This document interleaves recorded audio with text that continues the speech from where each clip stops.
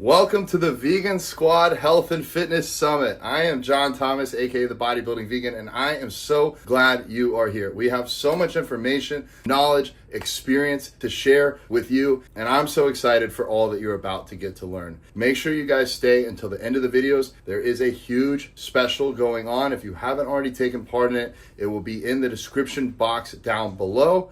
And I'm also going to include the link to the VIP tickets that you've already purchased in case you want to send it to a friend. If you need anything else, reach out to me or any of your Vegan Squad coaches. We're here to support you on your journey to becoming the best you can be with your health and fitness. We'll see you inside. All right, welcome all of you guys. I'm so excited. Thank you so much for taking your time, taking time out of your day to join me today. This class is called Finding Your Activist Within, and it's a beginner's guide to speaking up for the animals. So for those who have not met me yet, my name is Jessica Nieves. So I'm Coach Jess, Jessie, whatever you want to call me. I'm a plant-based lifestyle and wellness coach, vegan squad coach. I'm an author. I am an animal rights activist for several years. I am the VP. I'm a board member, vice president at the Barnyard Sanctuary, my happy place for several years, and I'm a mother of 3 plant-based kiddos. They've been plant-based since they were like itty bitty bitty bitty, and that's all they know. So during this class, we are going to talk about the reality of animal suffering and why animals really need us to be their voice. We're going to talk about the different forms of activism and finding what really resonates with you, becoming empowered, and the importance of community to avoid burnout, which is very real. And we're going to talk a little bit about how you can take action for the animals because they need us so desperately. Let's go to the next one. So my story, a little bit about me. I was never an animal lover. I had no idea about any kind of farmed animals or any other type of animals besides dogs and cats. So in about 2011, 2012, prior to that, I decided to have my first dog. So I believe I was about 32 years old. I decided I really wanted to take care of somebody. And for me, this was a dog. And so I had my Mocha. He was my soul dog. Loved him. He was my child. I treated him like my child. And from that experience, I decided that I wanted to do a little bit of volunteer work. So I decided to find an animal shelter in Jersey City, which is where I lived, and did the whole orientation and decided to volunteer there. And while doing so, I came into contact with some people in animal rescue. What I learned pretty much opened my eyes tremendously. And the first thing that I saw online was a video of animals being skinned alive for fur. And I'm not sure if anybody has seen that before, but that is extremely, extremely heavy and hard to watch. So I was a puddle of tears and I was shocked. And I said, I need to do a little bit of research. So that's what I started to do. I went down this rabbit hole. I learned everything that I could about the different industries. I became vegetarian. I didn't really know much about the dairy or egg industries or anything like that. So that was my first step. And people thought I was crazy. I was like, I cannot support what I just learned. And fast forward, several years, I discovered that there was an animal rights march. And I was like, okay, I'm going to join this march. I'm going to see what this is all about. And I had just started volunteering at an animal sanctuary. It was a cow animal sanctuary. So I took the founder of that sanctuary with me, met one of my friends that I only knew online, and I was confronted with like thousands of people in New York City. And everybody was there to be a voice for the animals. People had signs, people were dressed up in like animal costumes. There were speakers there. It was overwhelming, but it was so emotional and empowering. And I was just so awestricken. I was like, oh my God, this is my purpose.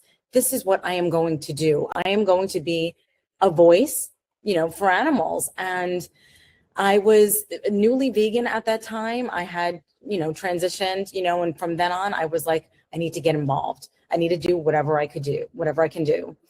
I knew that I couldn't stay silent. And at the same time, I was dealing with the heaviness of it all because it is extremely heavy. But I knew that, being a voice and joining others in this movement was a way of bringing hope to this desperation that the animals were enduring.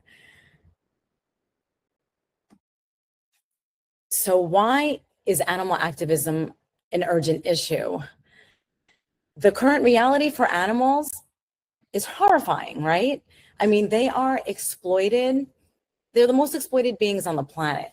Let's just say that clearly, in many different facets. So what I learned, which most people learn, are about clothing and about food. But there are so many other ways in which animals are exploited, for entertainment, the zoos, the circuses, the rodeos, all of it. For product testing, animal testing is a huge industry. I learned about that a little bit later. So many ways that animals are exploited that we are unaware of. And their voices are intentionally silenced, because if they weren't, these industries really would not exist, right? They are put behind, dark sheds and dark factories, and people have this, they're unaware. They have no idea what is happening whilst participating in these horrifying industries and supporting them. So knowing all that, change only happens when people speak. So regardless of if you are just one person or if you are involved in an organization with hundreds of individuals, you matter. What you say and what you do matters tremendously. And you never know the effects, the ripple effects that can happen from what you do. Your actions can cause huge change. There are animal rights activists who I studied when I first became vegan and active. Gary Yourofsky was one of them. He has a multitude of speeches. I studied this man, went through all of his speeches. He's a huge, amazing activist. I am sure when he started out, he had no idea the kind of effect he would have on others and on the animals. The same thing with Earthling Ed, with Joey Carbstrong, with Jamie Logan, who was actually somebody that I did activism with in New York and New Jersey. She's huge right now. Her voice is out there and people know who she is, but she didn't start that way. So we never know how our actions will affect others and how we will help others to find their voices, as well as how it will affect animals in the end. So I have to mention this: silence always benefits the oppressor and never the oppressed. So I always encourage people to speak up, because we just can't remain silent. It does nothing to help the animals. Another important aspect when starting out with animal rights and becoming an activist is to get educated, because when you are educated, you are empowered. Knowledge is everything, right? Regardless of where you get your knowledge from, when you're able to speak intelligently on any topic, you're empowered and people see you as somebody to go to, right? You become like kind of the voice of reason. You become the person who knows things and that people will generally be pulled to. And it also builds confidence in you. So you become somebody who becomes stronger, who becomes less fearful, because honestly, it is very intimidating when you start, to get out there in the public eye. It is quite scary. But when you have that knowledge behind you, that gives you that push and that confidence. At the other side, misinformation can weaken the movement, right? When you are not exactly sure, when you're kind of giving out information before knowing the facts, your credibility kind of lowers a little bit. So, and people are more apt to dismiss what you have to say. And we all know the trolls out there are at us all of the time, and they are wanting to just push back and confront us and wanting to dismiss what we have to say, even though what we're saying is, full of knowledge and compassion, and it's all about goodness. There's nothing malicious behind it. but that's the reality. So we do want to make sure that when we do speak with, that education behind it. And not that you're going to know everything, because nobody does. I'm still learning. But if you don't know it, if you don't know something, all we have to do is just look it up, get back to people. There are some ways that we can gather this knowledge. A lot of what I learned was through documentaries. I have literally sat down and watched between 50 and 60 documentaries in all aspects of animal exploitation, from the ethics to the climate emergency that we're experiencing, to the health. Whatever I could absorb, I just wanted to absorb. Going to sanctuaries, learning from sanctuaries, learning the stories of the rescued animals, learning from different animal rights organizations like PETA or Animal Equality. There are so many out there. And also, especially because where do you get your protein is a thing, right? Making sure that you know a little bit about nutrition, going to the lifestyle medicine physicians like Dr. Neil Barnard, Dr. Michael Greger, Dr. Esselstyn, there are millions of them, right? There's so many of them that are so knowledgeable and who care about the animals too. So making sure that you get as much knowledge as possible so that you can speak and be that voice for the animals in a way that they really need you to. That said, there is no one way to be an activist, right? I put some pictures of myself up there and the different activism that I've done, because there are so many different forms and it looks different for everybody. So somebody might be comfortable just doing online activism, and that's great. That's actually the way that I started years and years ago. When I started being a voice, I started out as a voice for the dogs and the cats in the shelters, because that's what I knew and that's what I was doing. So it was online activism as well as my volunteer work. So I have my volunteer work, I have my disruption work, being out there with my megaphone. I have a picture there with me and my megaphone. My megaphone is like one of my close friends. I am so introverted, but when I get my megaphone, I'm like, I don't know, I become a different person. And I know it's funny, right? I speak from my heart, and I do the chanting, and I'm loud and proud, and it's the animals, from my heart. So, and I've stood there with signs at horse-drawn carriage protests, and I was a voice in that way. I've helped with petition signing. I've done a lot of online campaign work. I have gone to vigils. The photos of the animals in the trucks are at vigils that I've gone to, which are very, very emotional experiences. So I've kind of, I've wet my feet in many different aspects of animal rights activism. I'm sure that there are some that I have not done and will do in the future, but you do what fits you. You do what feels right for you. The most important thing is that you're doing something. Okay, so the different forms of activism. This is a very short list. This is 5 out of many, many different ways that you can be active. Raise your hand if you've done some digital social media activism. Let's see something in the chat here. All right, awesome. Yeah, John, you're like such a pro at all of that. Ashley, excellent. Yeah, Maya, amazing. So that's probably, I feel like that might be a little bit of the easiest work to do, right? Because we can get the information out there.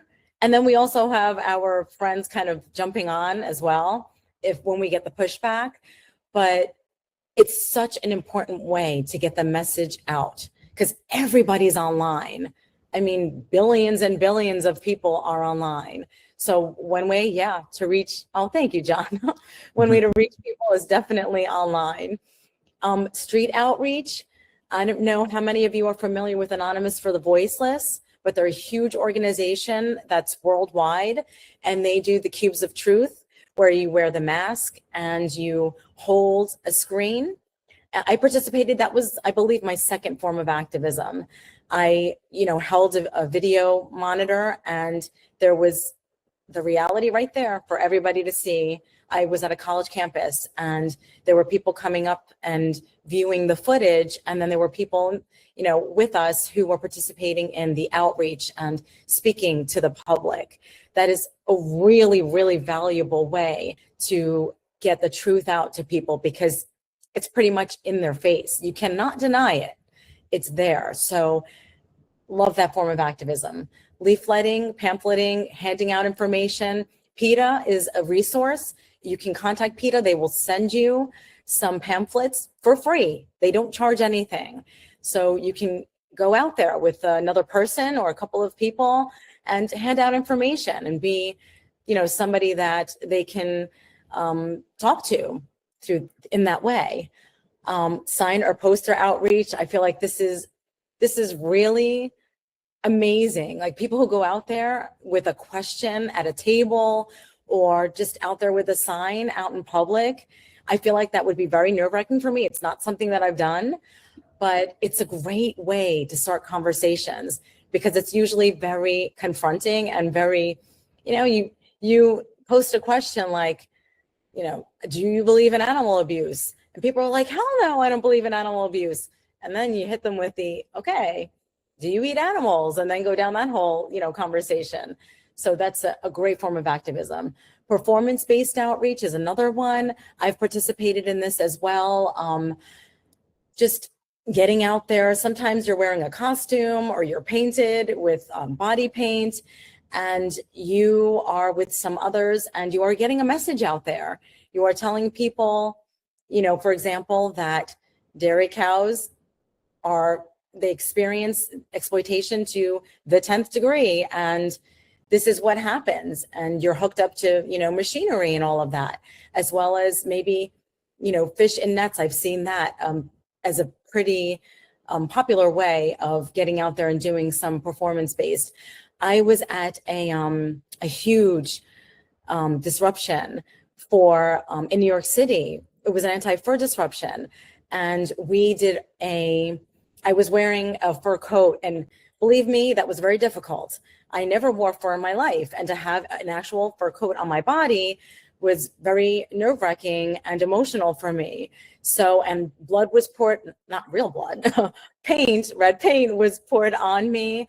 And I was standing there in front of everybody, cameras and people recording, the news media was there. It was a very emotional experience. It was probably one of the biggest things I've ever done. And it was a way to just get the message out. People see that and they want to know what's going on. They want to know what is happening. And it's a way, you know, to educate that's pretty confronting for people. Sanctuary support, volunteering. How many of you guys have done some volunteer work at sanctuaries? Not sure where I know you're located all over the place. If you've done any sanctuary work, put it in the chat for a second. It's such a wonderful and heartwarming form of activism. Just getting out there and being with the animals and hearing their stories so that you can tell them later on social media. Wonderful, wonderful way to get involved. Oh, Maya, definitely. You're in Jupiter, Florida. Okay, awesome. Definitely, if you can find a sanctuary near you. I've gone to sanctuaries that are 2.5 hours from me because I just want to get out there and be around all of these fur babies. Dustin, you want to travel? Oh, wow. Okay. You'll be in Ireland in the spring. Oh my God, that would be amazing. Okay.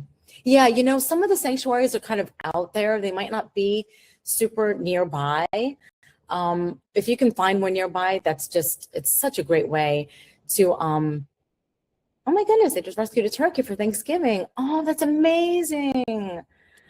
Yeah. So many wonderful stories of animals being rescued and finding their forever home in a sanctuary. This is, what you want, especially when you're confronted with so much on a daily basis, even through social media. It's so heavy on your heart when you're able to go out there and volunteer or just go for a day and spend time with the animals. Most sanctuaries will welcome that. Even if you're not doing work there, they'll welcome that so that you're able to spend some time. Yes, a squad volunteering field trip would be freaking amazing. I wish I was near you guys. I would participate. That's awesome. Protests and disruptions. Those are two of my favorite forms of activism, because as introverted as I may be, I love getting out there and yelling and being a voice in that way. I don't know. There's just something about it. Maybe it's the adrenaline that's rushing through my body. I'm just like, I want to yell and be a voice in that way for the animals. And it's usually connected to a campaign. So we're not just yelling to yell, obviously. We are typically, we're involved in campaign work. So I've done a lot in the anti-fur movement, and I have gone to lots of retailers, busted in the door with several others, and we have let everybody know what is going on.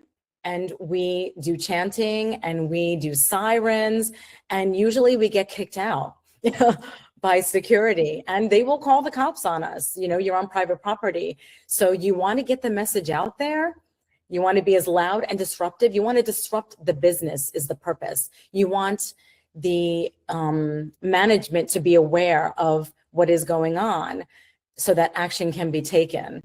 And the action would be for them to remove fur from the stores. And we have been so successful in many instances in doing this. And this is one way that I believe that we will be successful in ending the fur industry. I do honestly believe that. I think that as far as food goes and other forms of clothing will take time, but fur, I believe, is an industry that we can see an end to in my lifetime. Give it a couple more decades and we will see it.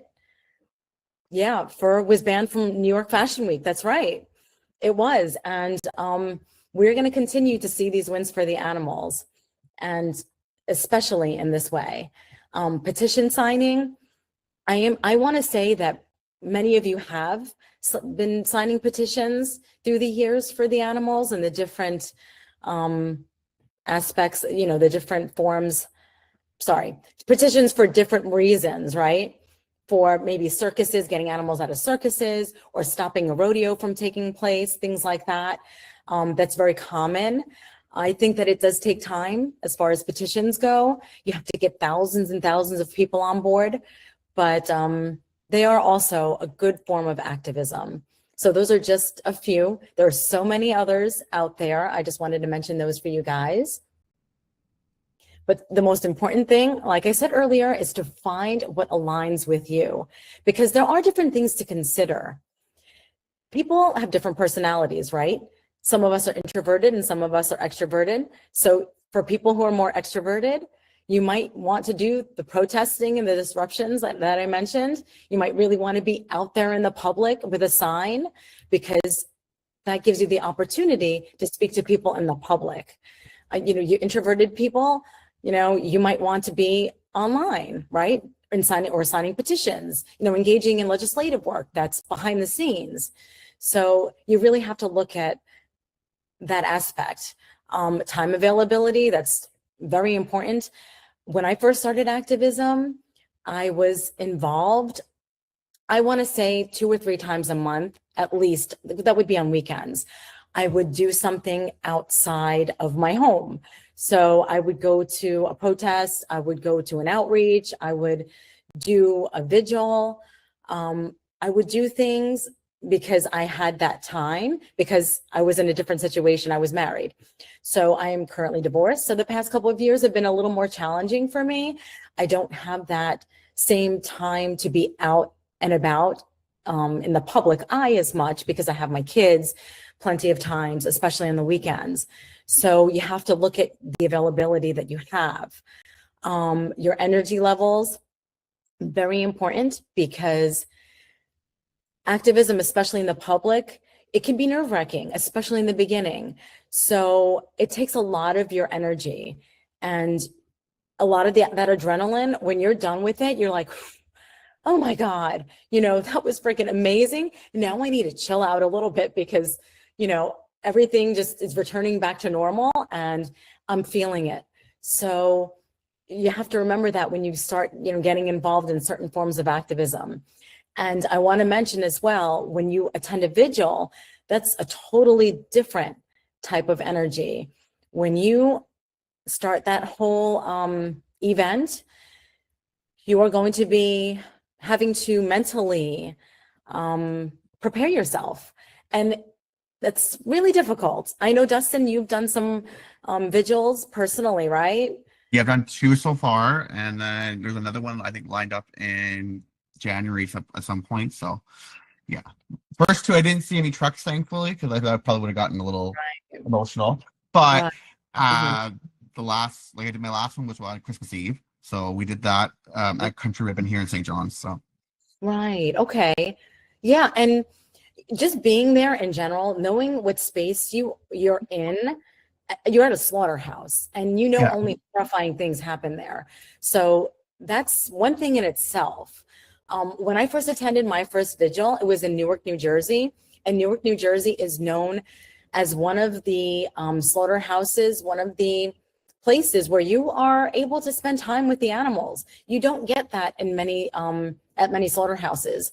So I think there's maybe 3 in the whole country.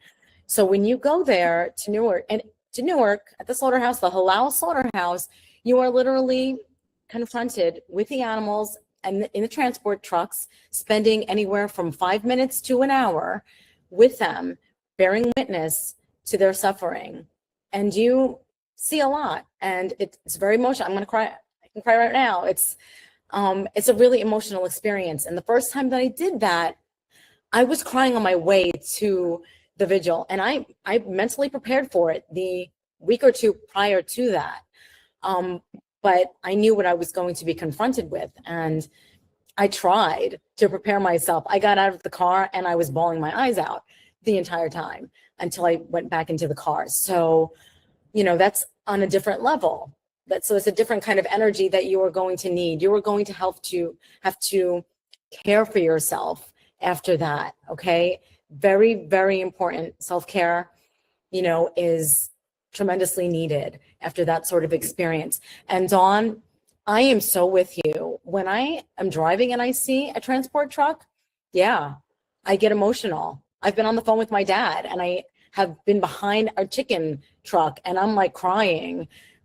It's very difficult to know, because they're suffering, and where they're headed and what they're going to experience. So and life seasons, yeah, every season is different in life, right? So you have to just decide what's best for you and what's doable. It's difficult. I am not going to lie. There is judgment that you are going to be confronted with. There is conflict, right? People that are going to be judging you. People that you don't know are going to be judging you. I have been told to get a job. I have been mimicked. I have been laughed at. I have been yelled at. I have had poop thrown at me during a vigil. I've had a lot of experiences that were not the best. So, you have to know that you're going to be stepping out of your comfort zone and into situations that are challenging. Just know that ahead of time. But also know that you have others who are with you, right? You're experiencing the discomfort, you're experiencing the fear, you're experiencing a lot of different emotions that are not very welcome and fun, but you are not alone. You are with others. You're safe with your tribe, okay? And once you do it a few times, it does become a little easier. I will say that after doing protests and disruptions, several times, it has become easier. And I look forward to it so much. I look forward to everything that I do. It's just the preparation is a little bit different for everyone, right? You're right, Maya. Yeah. Dawn, knowing that you're not alone, right? It's everything, because it is really difficult to be around others who are not on the same page and who don't see it yet, right? We're hoping that they do open their eyes to the suffering. But yeah, it's a challenge. Thank you, Maya. for sure. It's so weird to be like the 1% of the world who is awake while everybody else is kind of, asleep. Destin, you were nervous about it the first couple of times. Sure. Yeah. Just, I've been at vigils where I've cried with others, and it's just knowing that somebody is there with you and has your back and you have that support. It's everything. Yeah, it's very difficult living vegan, Ashley. Knowing what the animals go through, and most people don't care. It's true, including your own family and your close friends. It's the biggest challenge ever. But we're doing the right thing, right? We're on the right side of history, as the term goes. What we're doing, what is right and what is true and what is needed, and we will get others on board. We will. Just a matter of time. So right here, you don't have to do this alone. Community is everything, because it's emotionally heavy thing. Animal rights activism, super heavy. You can experience burnout. Burnout is a thing. So Gary Yourofsky, he is one of the activists that I mentioned earlier. Not sure how many of you are familiar with him, but he was active for the animals for 20 years. He was out there, he was doing speeches at different universities. He was literally getting down and dirty, rescuing animals from fur farms. He was banned from Canada. He's been in jail. He's had a lot of different experiences. So he burned out. After 20 years of nonstop animal rights activism, he burned out. Some people burn out after 5 years because it's taxing on you emotionally. So this is where we have to rely on others. We have to rely on our tribe. Vegan Squad, I love you, all of you. We are here for you guys. If you are feeling whatever you are feeling that's hard on your heart, I have the sanctuary people that I do work with. I'm, on the board of the Barnyard Sanctuary, and we have each other. I also am involved in other, organizations. Revolution Philadelphia, I will give them a shout out. They're my Philly tribe. I've been with them for 6 years now, and they're my people. When I'm having a hard time, when others in the group are having a hard time, we rely on each other. We actually have a couple of therapists in the group, which is wonderful. And during just the other day, because Christmas is very challenging for lots of us. Two of the women in the group who are therapists, they let us know, if you are having a difficult time right now, if you need anything, if you're struggling, we're here for you. So just know, if you start your activism and you feel it's emotional and it's taxing on you, there are others here to support you, okay? You are not alone. You're never alone. We have your back. So the whole goal is to be here for the long run for the animals, right? Because as we know, this is not going to be fixed for them in like 5 years, okay? They have been struggling for hundreds and thousands of years. So this is something that we have to be here for the long term. So for me, I'm an activist until the day that I can no longer talk or stand. This is me for the long haul, and this is my purpose in life. So if this is what you feel called to, we need to make sure we are going to be doing this in a sustainable way. So try to pace yourself.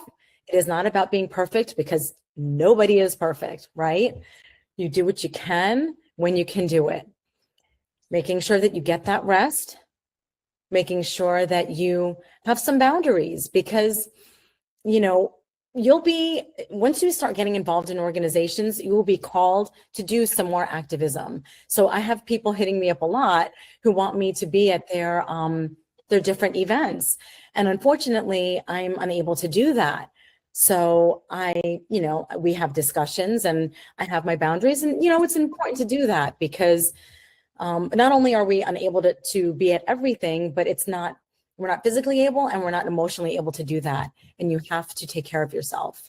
So try not to overextend yourself as well, because the animals need us. So there is no way that we can do this if we are unable to take care of ourselves in the right way. So I am going to be nearing the end of this. So your next steps, please, guys, let's try to get out of our comfort zones a little bit here. I know it's not easy, but let's do our best, you know. Follow a sanctuary. There are so many amazing sanctuaries out there that are doing such important work for the animals. Let's do that. You know, let's follow a sanctuary or two. I would love if you would follow the sanctuary that I consider my sanctuary, the Barnyard Sanctuary in New Jersey. Try sharing a post on social media if you haven't, whether it be like a recipe or a happy meme about the animals, a rescue story, a rescue reel, the realities. Everything is important. If you can just post one thing, start out that way, you know, you might not get a bunch of engagement, and that's fine. You know, we all need to start somewhere. I did not start, when I first started this, nobody was listening to me, you know, but through the years, I've grown and I've collaborated with people. John, thank you so much. I think in the past year and a half, we've collaborated together, and all of that has helped me grow my page and help me get the message out even further. And that's, you know, that's us working together.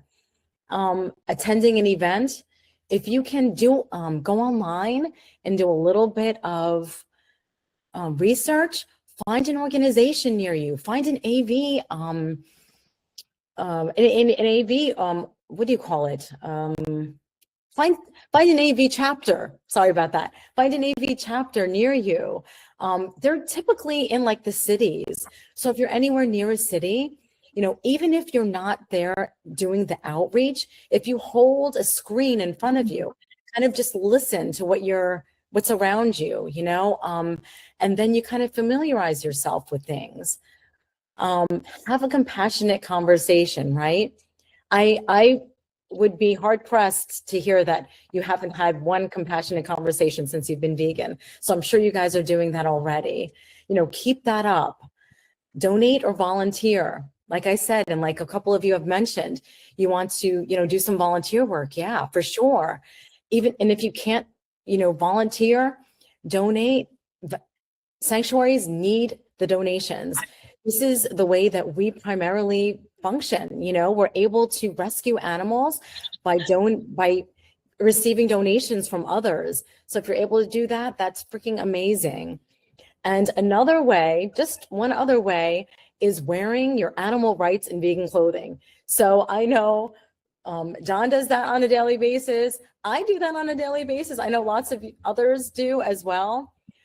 If you have a shirt, even if it just says vegan on it, my first shirt said vegan AF, and it was a tank that I freaking wore everywhere.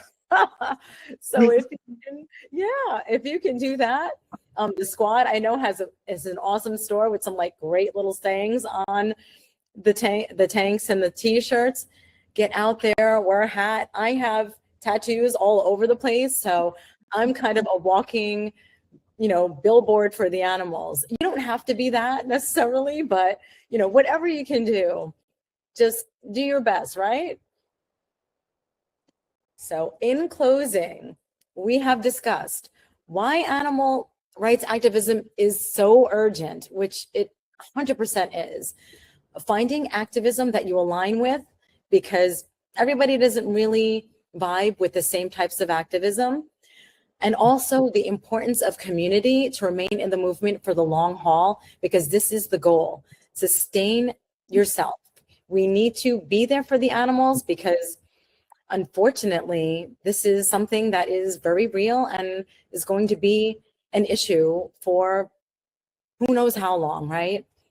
So the most important thing for me, and what I try and make sure to relay to people, is that there are 90 billion land animals, right? This is land animals alone that are being used for food.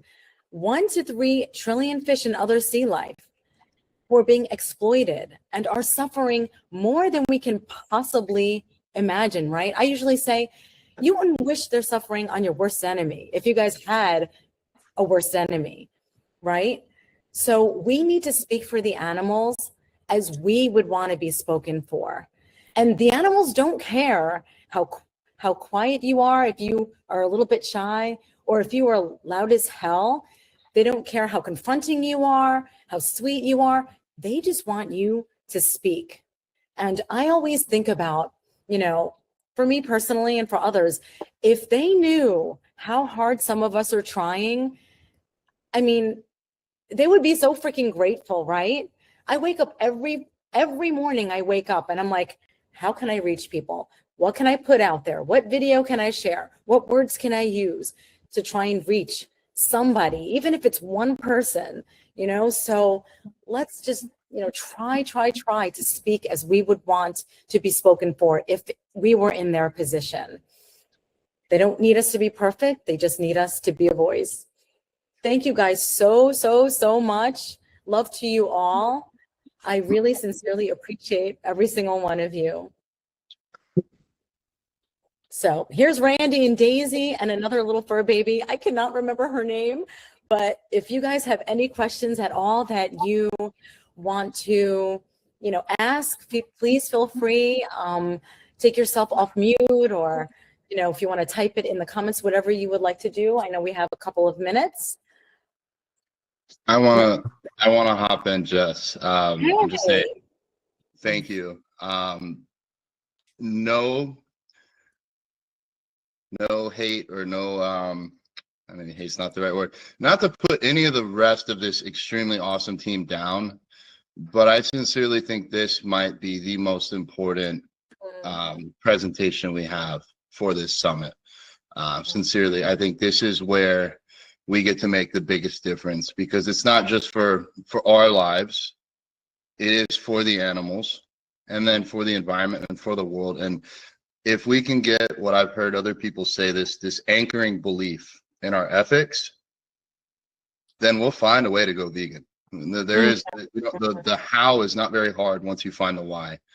And so the reason I'm taking this time right now is I want to encourage everyone to be better than me, because I believe that just because I went vegetarian at 10, vegan at 13, I've been vegan for 20 years. I did not start speaking about this until just a few years ago.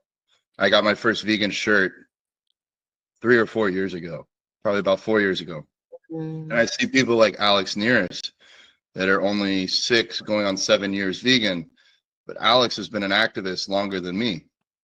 Or if we really want to highlight someone, Maya went vegan in January of this year, and now she's helped me found this vegan squad team here, changed careers, given up dairy. And within 2 months of her being vegan, she was doing social outreach, posting some of the stories that hit hardest to her, and then helped her friends like Abigail that joined the vegan squad community become vegan. So my whole point here is you don't have to get the tattoos like me and Jess. You don't have to go out on the streets. You can, but even just wearing a shirt, starting a conversation. I used to not even share stories on Instagram because I didn't want to upset the people that were abusing animals. I thought maybe they'll come to it in their own time. But you know what? The first time someone told me about vegetarianism, I got pretty upset with them. At 10 years old, I got angry that they were telling me I was doing something potentially wrong, something that my parents told me was okay to do. But that upsetness is what sparked the change for me. So like Jess said, everywhere I go, I wear a vegan shirt. I got it on the side of my head. The more you guys, even if you don't want to wear it, I recommend you do, because that's how you find your friends. Found a lot of people at the gyms that are now my friends, because we're like the only 2 vegans at this gym. But the more you put it out there, the more you'll attract it. And like Jess said, it's not for us, it's for them. They need our help. They can't speak in a way that most people are willing to hear. I think if you listen, you will hear, but most people don't want to. And so I really encourage you to stand up. I'm going to get off my soapbox here in just a second. I know we got some new people here. We are running a coaching offer this weekend. I turned myself off. For anybody that wants to work with one of our coaches one-on-one for free, first person to fill out that link, we're going to give you a call. Amber, if you haven't already done it, please, thank you. We want to help you go vegan. This is your chance. Like, we will teach you how to go vegan. We will literally hold your hand and make sure it happens. So Amber, at least you, I want you to fill out that link. And for you, Jess, for doing all this that you've done today and to support from the community. Anybody that fills out that link, I'm going to give you guys a free month in the community so you can get all the resources. You can see Jess's full activism module that she's built out. So yeah, I just want to say thank you so much, Jess. Seriously, I think this is probably Thank you. For me, younger me, this would have been the most impactful message that we have this weekend. Thank you. Thank you so much. Love to you guys. Maya's got a good question there. Oh, Maya, to try new forms because I know will feel heavy for me. How do you prepare for the? Yeah, you know, honestly, what I have always done is just try and gather as much information as I possibly could about the form of activism that I was going to participate in, and try and hook up like with a couple of people beforehand, and just kind of go through it, you know, and then just meditate beforehand, mentally get yourself ready as much as you can. I want to say my first disruption, I was like, okay, I'm going to participate. I had no idea what I was going to experience. It was like a whirlwind. And I just had my megaphone with me, and I like listened to people and I tried to follow along, and I did not know what the heck I was doing, but I was like, wow, okay, this is cool. And I'm gonna, you know, I'm just gonna keep doing it, and I'm gonna keep learning. And, you know, so it's not incredibly, you know, it's not that easy to just, you're not going to find all the answers before you do it necessarily, but try and do as much research as you possibly can, and try and just like get the meditation in, get your headspace in as best of a space as you possibly can, because it is quite heavy. Like the vigils, honestly, you will prepare as much as you can, but especially if you're confronted with the animals, you're going to cry. You're going to get emotional, and it's okay. You know, it's okay, because it's a natural experience. It's a natural reaction to what you're being confronted with. And just make sure that you have others with you that you can, you know, hold on to, and take care of yourself afterwards. Talk to people afterwards, you know, get it out.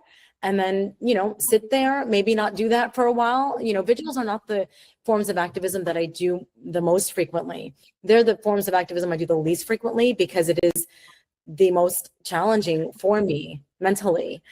It's so important though. I know people who have seen my vigil work and have said, oh my God, Jess, I'm done. I'm not eating animals anymore. So it's a real thing. You know, it really helps people to make that connection. So it's important, but, you know, just do the best that you can as far as, you know, sitting there beforehand to, you know, emotionally prepare. Yeah, right. And it is about them for sure. Yeah. But you know that you want to take care of yourself, but you want to take care of them too, because it's like a flow of energy, because they're feeling you as well. You know, animals feel your energy when you're there. You know, they kind of feel the sadness from you, but they also feel that compassion because you're talking to them, you're giving them water, you're touching them if they allow you to do that. You know, so it's an exchange, an energy exchange for sure. How do you recommend I go about inspiring my wife? Right. You know what, Jordan, for sure, you want to get your wife on board for your children. That would be amazing. If you can show her maybe some documentaries, I'll send you some documentaries, a couple of them, especially about the health. I'm sure that you've seen them, but also perhaps have her follow someone named Vegan Linked. Vegan Linked is, let me just type that in, Vegan Linked. I know is he on? I don't think he's on. But he interviewed myself and interviewed the Vegan Squad, right? He has a page on YouTube it's very educational. He really focuses a lot on parents raising their children vegan. That would be really helpful for her. One thing to relay to her is that she will be giving her children the biggest gift that they could possibly give. She could possibly give, not only just, you know, for the animals, but for their health, because it starts from little ones, right? Children as young as 10 years old have traces of heart disease, okay? So that is diet related, entirely diet and lifestyle related. It starts from that young. So you want to get children eating plants as young as possible for their health, for their animals, for the compassion side of it. And that's what I'm teaching my children, but I also teach them the health. So, oh, thank you. Who did that? Oh, my interview. Oh my God, thank you, Alex. Oh man, you're the best. Thank you for sharing that. Yeah. How do you get closed-minded people to see and understand the truth? I think just don't give up, you know, because people are closed-minded. They protect themselves. They don't want to feel that they are wrong in any way or participating in things that are wrong, that are causing suffering. You know, it's very natural. And I think just being as compassionate as you possibly can in relaying the message, and just don't give up. You know, my sister, she has muted me online, and I know that, you know, but I also know that she watched my interviews. I have a couple of interviews on YouTube, and maybe my dad told her about them, but she's watched them and she told me, wow, that was really good. So I know that I'm planting seeds in her mind, you know, and I won't stop. So, you know, keep on doing it as often as you can and as kindly as you can.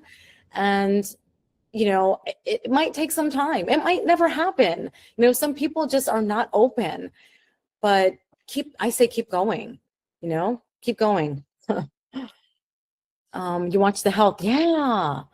What the Health is an awesome documentary. It's so eye-opening for sure. Yeah. Jordan, if you can provide the science behind raising vegan children. Yeah.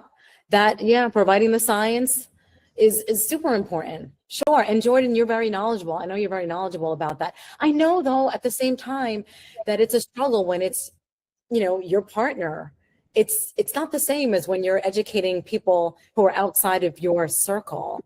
That is a challenge, but perhaps her seeing other parents who are raising their children vegan and knowing how detrimental it is to their, you know, their health for the long term.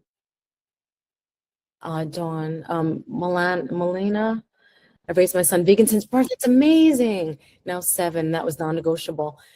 Your husband became vegan a couple years ago. Oh, okay. So your husband agreed with you raising your child vegan, but he wasn't on board until later. That's so interesting. Okay. Beautiful. Alex, a good book you read was How to Argue with a Meat. Yeah. Ed Winters is such a wealth of knowledge, and he's so well spoken. He can speak to anybody and debunk anything that anybody has to say. And it's not in like a cocky way. It's in such like a beautiful manner. So, yeah, that's great. How to Argue with a Meat Eater. I haven't even gotten that book. That is, I think that would be a great one to, a good investment. He teaches you how to navigate the conversations. Yeah, awesome. For sure, if you'd rather go the ethical route, then choose some of the more intense documentaries. Yeah, a lot of people are not open to seeing those documentaries, unfortunately. If you can get someone to sit down to it, 100%, or even a documentary that has like maybe the ethics portion, the health portion, and the environment portion, a little bit of each. I have a PDF that incorporates all of that as well. Yeah, Dustin Earthling, it has a new book, right? He does, right? That's what you're saying? Oh, you're on mute. Yeah, I linked it right there. I just have a link. I'm gonna order it shortly. Awesome, so. Thank you. Yes, I heard that he does have a new. Yeah, how he does have a new book. Amazing. I freaking love this guy. He was one of the people that I studied. Actually, my ex became vegetarian. When I became vegetarian, I inundated him with documentaries and information. And then He wasn't quite on board when I became fully plant-based vegan. I continued to inundate him, but once I sent him the speech by Earthling Ed, he was like, okay, that's it. Like there's no real argument, you know, after listening to Earthling Ed.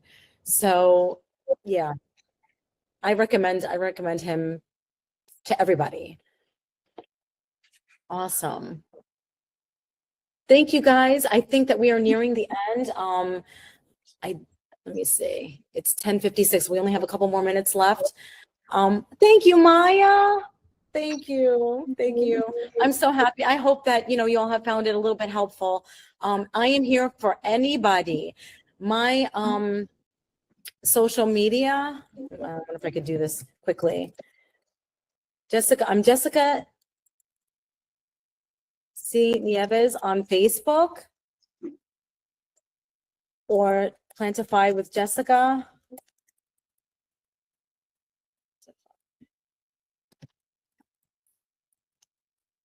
On Facebook, and then on Instagram, I am, oh, thank you. And okay, thank you so much. Just N55, yeah, just N55 on Instagram, or Plantify _ Jessica. Either one, yeah. So just to let you know, my Instagram, my Just N55, it is pretty hardcore. I am 100%, you know, mostly animal rights on Instagram, that Instagram in particular. And I tend to share the realities with people a lot more on that Instagram.